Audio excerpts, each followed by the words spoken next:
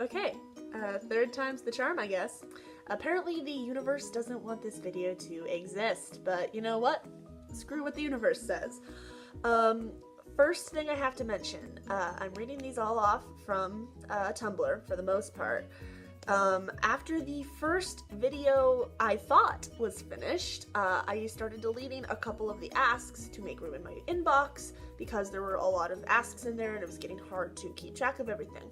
Well, then the first video accidentally got deleted, so I lost those questions to remake it. So I've written down the ones that I can remember. Most of them were from Annons. A couple of people I know were from URLs, and I did get those URLs, but I didn't necessarily get the question. Don't burn your Moriarty. I know you were one of the people who sent a question, but yours was one of the questions I deleted that wasn't from an Anon, so I'm sorry if I don't answer your question during this. I will try to. Hopefully I do address it in some way or another. And if there were other URLs that I don't mention and you sent me an ask, I am very sorry. I am gonna try to get to as many of these as I can, but again, I've lost the footage twice now, and it's been a little bit frustrating, but we're gonna make it work. So we're gonna start with the ones that I wrote down that I could remember that I lost. The first one is from Don't Bug Me, I'm Antisocial, and the question is, I'm going to be in college in a year or two. Do you have any suggestions? Also, I have a plan for food that involves ordering a pizza, eating some, and then saving the rest for later by slicing it thinly and then storing it in a mini fridge wrapped in tinfoil. What are your thoughts? Well, my thoughts on that are that is an excellent way to get more than one meal out of one purchase. Nice job there, very economical. I would say totally do that. Just make sure the pizza doesn't go bad in the fridge. Eat it fast enough. But yeah, that'll totally work.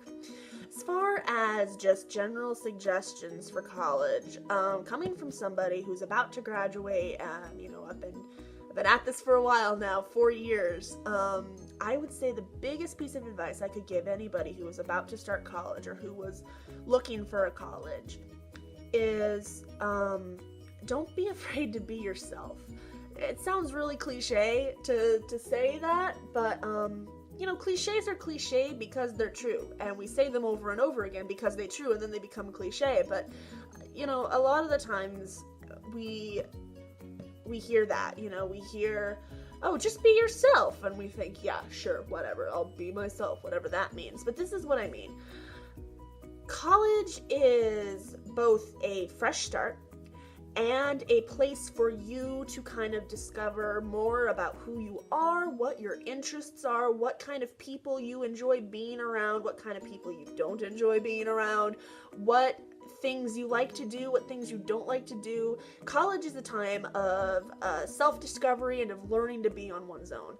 So if you're going through college and you're trying to pretend to be something that you're not, or hold back parts of your personality because you think people won't like them, or that people will judge you for them, then it's not gonna be a very fun time. I kind of did that my freshman year a little bit. I kind of held back parts of myself that I thought people wouldn't like, and I wasn't very happy in the midst of doing that. It was after I met some people who really liked me for all of who I was that I realized I couldn't be all of who I am, and there will be people who like me and accept me for it, and there will be people who don't, but you know what, that's kind of their problem, not mine, you know?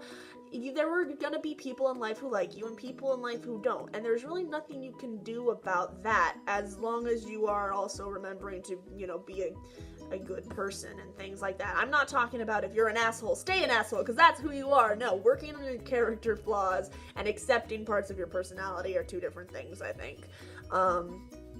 So don't be an asshole, but, you know, if there's a thing that you enjoy, or that you get really excited about things, but people sometimes are a little bit put off by that, don't let that throw you off. Just embrace who you are in college, but also understand that in college you're still learning who you are, and that might change a little bit. My very first class, the first class we had to take my freshman year, we called it Freshman Connections. Most universities have some form of this where it's kind of like a seminar where they kind of acclimate the freshmen to what's going on. And one of the things we had to do is we had to take the Myers-Briggs personality test. And my freshman year, I got 80% introvert, 20% extrovert. And I didn't even know what an introvert was at that time. And I think part of the reason I answered some of those questions the way I did was because I felt like extroverted was how I was supposed to be.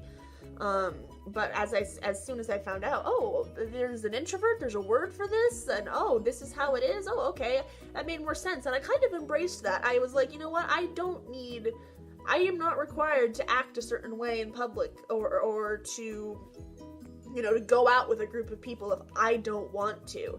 So then the next time I took the Myers-Briggs test, I was actually 100% introvert and 0% extrovert. And I think that's partly because I learned that about myself and accepted it instead of trying to repress it based on what I thought society wanted me to do. And I'm sounding extremely cliched and grandiose, I know, but it really does make a difference in college if you just accept who you are and don't hold back. College is fun. It's scary, it's terrifying, it's stressful, but it's fun, and it's a time of growth and of learning, and that should be celebrated, and you're going to be able to celebrate it a lot more if you aren't pretending to be somebody you're not. I had a couple of questions from the Invisible Spoon. I know you sent me 4, I don't remember what one, I deleted yours, Viz, and one of them I don't remember what it was. But one of them was, where did you hide the body? I think we both know that if either of us has a body count, that's probably you. The other one was, where's the money? I'm a broke college kid. I don't know what money you're talking about, okay? But a real question was, what are your roommates like? My roommates are really great, actually. I live with 3 other girls. We're all seniors in college, gonna graduate next month. That's scary. But we get along really well. We're all introverts, which is nice. We all understand that we kind of need our own space and do our own things. And one of them, I have 3 roommates. Again, I have a chemistry major, a sports management major, and an electrical engineering major. And then there's me, the music education major, so we're an interesting bunch. But the chemistry major is getting married this summer, and the 3 of us are going to be her bridesmaids. So we get along pretty well, I would say. They're really great. I have a couple of questions about teaching. And Annan asked, what is teaching like? Teaching is both the most rewarding thing and the most frustrating thing that I've ever done. It is extremely frustrating to deal with kids when they aren't wanting to do what you're telling them to do, or when they're resisting you, or when they decide that, you know, that this is the way I'm going to get attention. And I understand seeking attention and wanting attention, and, you know, kids want attention, and that's okay. But there's an okay way to ask for attention and a not okay way to get attention. And, you know, kind of teaching like kids, like, oh, we don't want attention.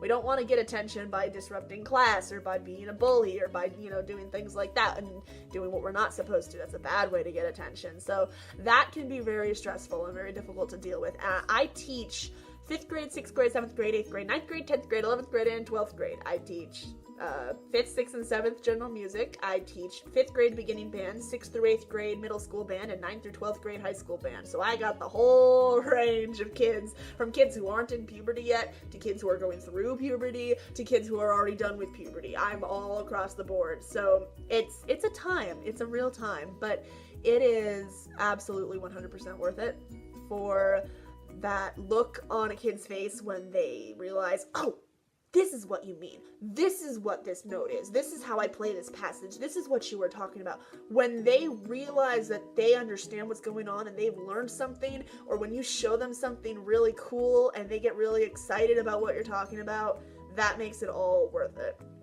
So it's tough, but it is definitely rewarding. I got a couple of different questions that were kind of like this, and again, they were some of the ones I deleted, so I've kind of all mushed them into one. It was, do you have any difficult students who you have a hard time teaching? And are there any stories behind that? And every teacher has difficult students. My most difficult behavior-wise are my 6th and 7th grade general music classes, because if you think about 6th and 7th grade, our middle school is 5th through 8th grade. So those kids are smack dab in the middle of it, and it's a tough time. If you're in middle school right now, then I commend you and I applaud you for making it this far, because middle school is tough. I know, I remember, I'm only 22, middle school wasn't that long ago for me. I remember what it was like. I see what it's like for the kids who I see every day and what they're going through. Like, it's a tough time. You've got stuff going on with your body, you've got stuff going on with your emotions, stuff going on with your mind, stuff going around in your social group, at your home life. It's a crazy time to be alive.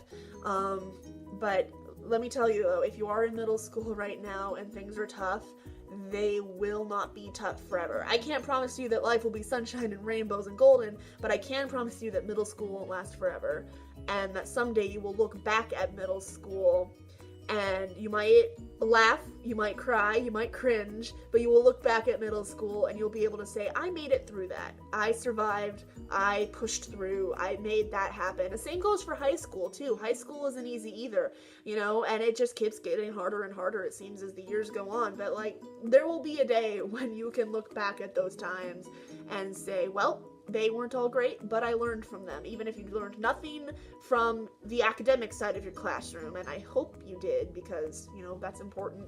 But even if you learned nothing in that area, you will have learned something by the time you're done with the 7-8 years that is middle school and high school. So just stick it out. You can do it. But yeah, as far as my kids, it's mostly just, middle schoolers have an interesting thing going on, where they are both old enough to start acting more like adults, but they're still children, and they still need to be treated like children in some ways, but need to be treated like adults in other ways. And we at the same time ask them to grow up too quickly, and also treat them younger than we should. And it depends on each kid too, because everybody's maturing at different rates in middle school, and it's all over the place. And again, if you're in middle school, I applaud you, because it is tough. But when you stick 20 kids like that, all in different places, all going through different things, into a classroom together, and then expect them to all behave kind of a certain way, inevitably you're gonna have some problems, especially if you get some kids who rub each other the wrong way in the same classroom. That's my biggest problem, is I have a couple kids in my 6th grade who really rub each other off the wrong way, and then that just kind of spreads out to the rest of the class. But for the most part, we haven't had too many problems this semester. There have been 1 or 2 times when we've had to put the foot down, but that's just kind of part of being a teacher. It's one of the things that they can't really teach you anything about. You just kind of got to learn through doing. I have a couple questions here about writing and about my experiences as that. Some that were from some Annons, or maybe from some URLs. Again, I'm sorry if I deleted it. Kind of amounted to this: how/when did you start writing? And on top of that question, Philo asked, what inspires you to write? So I'm going to kind of answer all those in tandem and go off on a little writing tangent for a while here. I've kind of always been a storyteller. I played with toys the way you would narrate a book. Like, I would play with my dolls and have, I would like narrate what the dolls were doing, and when I had the dolls talk to each other, I would then add dialogue tags to the end of them. I would like, oh, that's a lovely dress you're wearing, said Susan to Cindy. Like, I would narrate as if I was an actual narrator from like a book or an audiobook or something. So that's how I played. And then in 4th or 5th grade, I don't remember, but they started having us, do narrative assignments. You know, they would have us write our own stories, or they started teaching us to write essays and things like that. And that's when I really realized that, hey, these stories that I like to tell are really fun to write down. And I remember doing a story assignment where I wrote about a group of wild horses who had to save one of their foals from horse snappers, because I was a elementary school girl. Of course I loved horses. But that kind of stuck with me all through middle school and high school, was that enjoyment of writing down stories. I never really finished any. I am the type who likes to, I come up with ideas and I get really excited about them and I start them, and then they kind of die. If you know how many works in progress I have on my blog right now, you kind of know that, and you understand that I have way too many, because I get new ideas faster than I can finish old ideas.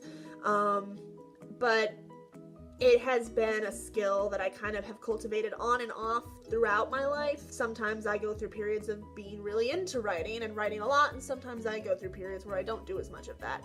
I kind of go back and forth with it. But to address Thelo's question about what inspires me to write, part of it is just my love of stories and of fictional worlds in general. I love escaping into a fictional world where you can just have everything be as you want it. And that's really fun for, you know, your own personal escapism or whatever, but as a creative person, I really enjoy creating the new worlds and the new scenarios for new characters or for old characters. It's just really fun. It's really inspiring to be able to play in these fantasy worlds that we've created.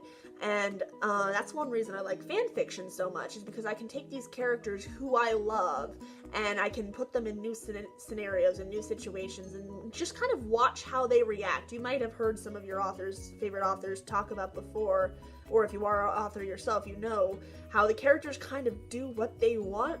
Like, we write them, but they also kind of do what they want. Again, Roman is a character who just does whatever the heck he wants to. Again, chapter 3 of Our Own Villain wasn't supposed to start with a scene with Roman, but Roman wanted a scene, so Roman got a scene, you know? Like, the characters kind of take on a mind of their own, and you just kind of present them with situations and watch how they go through things.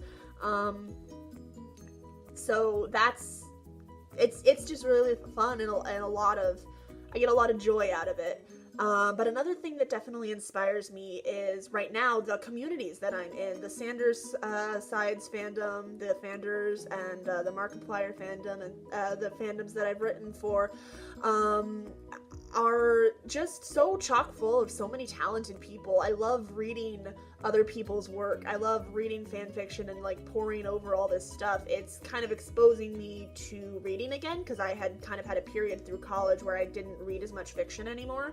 And I was kind of sad that I didn't read fiction anymore, but it had just kind of been something that fell off the bandwagon. And I'm kind of getting back into that now with these fandoms, and it's so great. But especially the Fanders, you guys are so supportive and so nice and kind. And it's almost a stereotype by this point that, you know, that Fanders are really sweet people. But we are. It's really, it's a true stereotype. It's just like cliches become cliche because they're true. Stereotypes often are stereotypes because they're steeped in truth.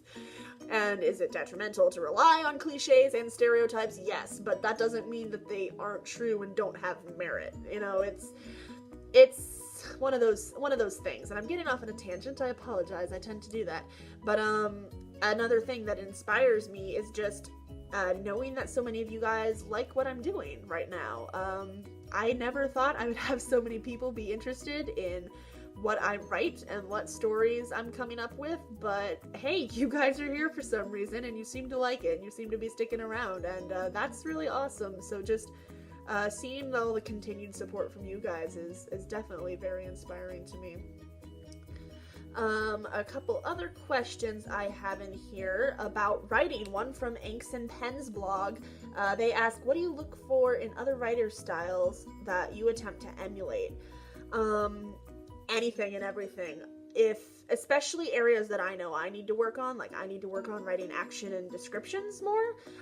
So when I'm reading something and if I'm noticing that, oh, this author is really good at doing that, I kind of start to look at it less as like a reader and more as a writer. It's like, okay, what are they doing? How are they making this work so well? Like, if you've read Anxious Ball of Sunshines, I hope I got that URL right. If you've read their Little Red Riding Hood AU, where Virgil is a werewolf or a wolf of some sort, and Patton is like an empath in the woods. If you've read that, if you haven't, look it up. It's really good. It's called My Little Red Riding Hood or something like that. But they are really good at writing action scenes in that. And so when I was reading that the other day in the airport, I was like, oh, this person's really good at writing action scenes. I need to work on writing action scenes. Let me see what they're doing. What are they doing that's making this work so well? So pretty much anything I read, if I notice that it's working really well and I want something to work that well in my own writing, I'm like, okay, what are they doing here? So I'll take anything. I'll take anything, really. Writers and artists and any sort of musicians, any sort of creative thing like that, we all learn from each other, and we're all a big mosh pit of style and form and ability, and we all learn from each other. We're all constantly learning from each other. A couple really quick general questions. What fandoms are you in? Well, obviously, Sanders Sides and Markiplier a little bit, Jacksepticeye a little bit. I'm not as familiar with Jack as I am with Mark, and I haven't been as much in the Markiplier fandom lately, but I'd still consider myself a fan of those things, other than the fandoms that I'm actively in communities. Those are the communities I'm in. But other than that, I love Harry Potter, Star Trek, especially The Next Generation, Star Wars. I like fantasy, I like sci-fi, I love the Lord of the Rings movie. I've read The Hobbit. The Hobbit is an amazing book. The Artemis Fowl books, the Percy Jackson books. We don't speak of the Percy Jackson movie, but the books are good, or the Kane Chronicles. I haven't read the Magnus Chase stuff, but the Kane Chronicles are really good, also by Rick Riordan. Sherlock, Doctor Who, I really like Leverage, the TV show, and Criminal Minds, the TV show. I've watched a little NCIS here and there, a little CSI here and there. I like crime shows and mysteries and things like that. The Robert Downey Jr. Sherlock Holmes movies are very good. I've read all of the original Sherlock Holmes stories. They're excellent, excellent, excellent. If you haven't read those, I recommend them. Just pretty much anything that I watch or read and remotely like, I kind of consider myself in that fandom, even if I don't actively participate in the community, because I'm a very all-out kind of person and I get really passionate about stuff. So I latch onto things really quickly. My brother has started me and my mom watching My Hero Academia this weekend, and I'm enjoying it quite a bit, so I might have to add that to the list of things that I like. We'll see. I've only watched the first season so far, but we'll see how that goes. So yeah, lots of different fandoms, but right now my main one is definitely Sanders Sides. Speaking of, how long have you been a fander? Also from an Anon. I've actually only been a fander since November 2017, so about 5 months. I started watching them over Thanksgiving break because a couple of my friends in the Markiplier community I saw were also fans of this Thomas Sanders guy, and I was never on Vine. I never looked at Vines. I lived in a box when I was in middle school, high school. Didn't spend a lot of my time on the internet, not because my parents made me or anything like that. I just didn't. We had one computer and my brother was usually on it playing video games, so I, did other things. But I was never on Vine and did never follow any of that stuff, so by the time I found Thomas Sanders, Vine was already dead. Vine had been dead for a while, but I started watching the Sanders Sides videos, and I immediately fell in love with the characters and with the premise, Thomas himself, as you guys know. So I've been a fan for less than half a year, so I'm honestly surprised with how quickly I was welcomed into the community. Again, the Fander community is just an amazingly accepting and supportive one. You guys assimilate people very quickly, because I've definitely been watching Mark much longer than I've been watching Thomas, but I feel like I'm a bigger part of Thomas's community than I ever was of Mark's community. And again, that's just all down to you guys and how supportive you are, so that's awesome. Here's another teaching question. What class do you want to teach, and who do you want to teach to? This is from an Annan. What class I teach would be music. I assume you mean like what specifically music. For me, that would be band. I'd be technically certified to do band or orchestra or choir or general music. My degree certifies me to teach K through 12, but middle school or high school band would be what I would like to teach the most. I have one here from Sonia Liliqui. I hope I'm pronouncing that right, Sonia. Thoughts concerning pineapple on pizza. I only like cheese pizza. I'm a weirdo like that. I love pineapple. It's a delicious fruit, one of my favorites, but I don't eat anything on my pizza other than cheese because I'm just a weird person, so sorry. Do you like owls? Also from Sonia. How about crows or ravens? I do. I love birds of all kinds. Birds of prey are awesome. Waterfowl are awesome. Farm birds are awesome. Songbirds are awesome. Birds are just cool. I like birds. They're cute and they're fluffy and they're vicious sometimes, which is fun. And they're just sweethearts and I love them. There's a reason that I decided, you know what, I want the shadow spirits in Of Dusk and Dawn to have raven warbirds so that we can have them have little raven friends. Any excuse for me to stick birds in somewhere where they don't belong. Cats with Blogs asks, what do you like to do with your spare time, or what are your hobbies? Well, obviously, fandoms and writing, a big hobby of mine. I also really like to sing. I'm not a classically trained vocalist, but I am a decently talented vocalist, if that makes sense. Talent and skill are different things, and you can be naturally talented at something, but if you don't work at it and work to improve it, it will just kind of stay stagnant. But if you work at something continuously and keep getting it better and better and better and better, even if you weren't necessarily naturally talented at that thing, you will end up getting pretty good at it. Singing is one of those weird things where you do have to have a little bit of raw talent to be truly like one of the best, but it's also one of those things where you don't necessarily, if you have a lot of talent, you don't necessarily have to work a lot to be pretty good.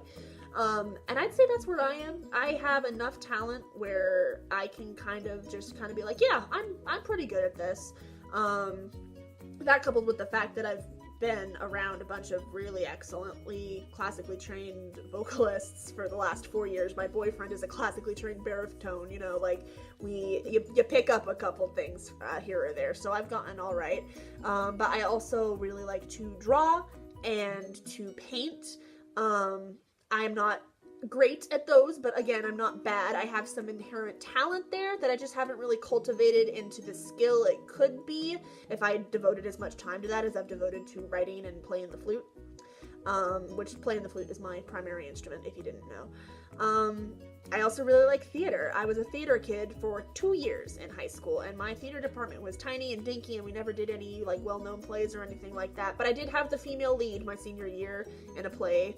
And I assistant directed a short play that we did, where there were 16 of us in that class, and there were 15 parts in the play, and she was like, we need some extra help, with the cast and with the sets and things like that, and I was like, well, if you have, this was before we knew exactly how many parts there would be, because she ended up splitting some of the parts so that more people could act, but I had right away from the beginning said, hey, if there's, you know, not enough roles to go around, I think it'd be really fun to work on costumes or on sets or something like that. And it ended up being, there'd be, again, 16 of us, 15 in the classroom. So basically, she just came up to me and said, Taylor, do you want to assistant direct? I was like, okay. So basically, I did all the set work, all the costume work. I ran rehearsals when she wasn't there and helped her make creative decisions with that whole little mini play that we did. So I've had my fingers in a lot of different pies all over the place, but mostly creative things, if you couldn't tell. I'm a very creative person. I like creative exploits, so those are the types of things I typically spend my time on. And my last question of the hour is from an Annan who asks, where did it go? Come back. Where did it go? No, here we go. Found it. Do you have any writing tips for younger authors who want to improve their writing?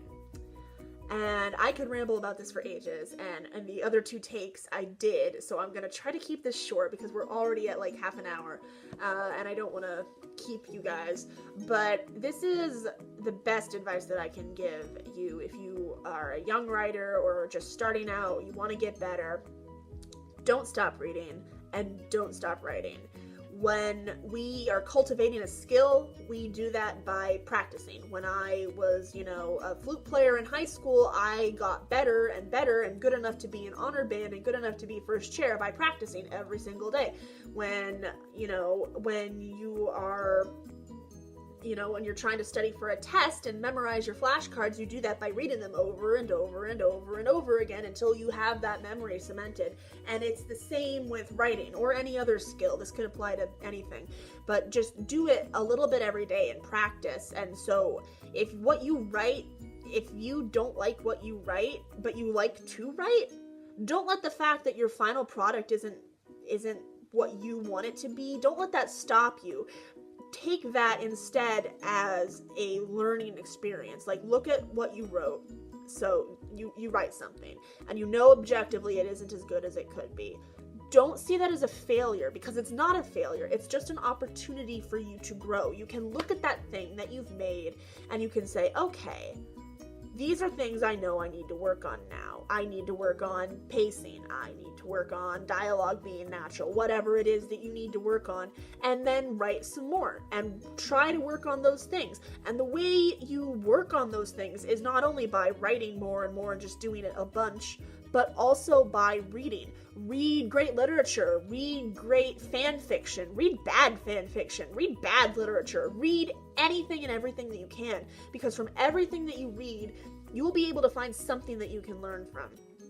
From great literature, you can find out how to put in good themes into your stories. From young adult fiction, you can find out how to write good romance, or find out how not to write good romance. Or you can discover what characters you empathize with and what kind of characters you want to portray, and then create those characters and portray them in your own stuff. You can read bad fan fiction and say, okay, I know not to do these things because these are the things that I thought while reading this were stupid or not good. And by the way, if you write fan fiction and it's bad fan fiction, it does not matter.